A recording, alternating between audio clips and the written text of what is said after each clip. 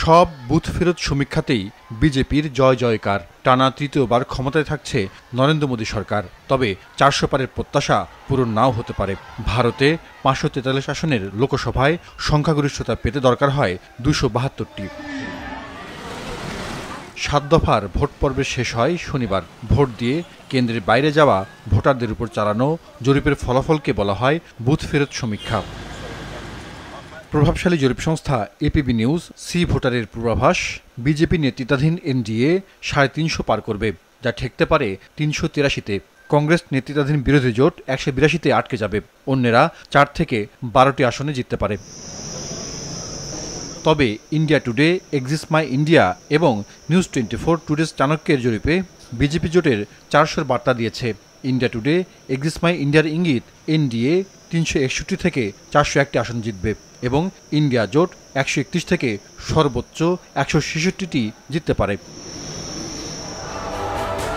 পশ্চিমবঙ্গ রাজ্যের ৪২টি আসনে এবার তৃণমূলকে ছাপিয়ে যেতে পারে বিজেপি, এমন পূর্বাভাসই দিচ্ছে সমীক্ষা।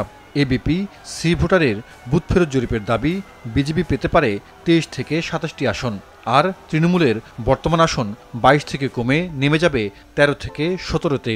আর তা সত্য হলে ১.৫ দশক পর এই প্রথম বড় ভোটে দ্বিতীয় স্থানে নেমে যেতে হবে মমতা ব্যানার্জির দলকে। এই সমীক্ষার ইঙ্গিত যে সবসময় সঠিক হয় তা নয়, তবে পূর্বাভাস মিলে যাওয়ার উদাহরণই বেশি। সচেতন ভোটারের মনের একটি আভাসই পাওয়া যায় এখানে।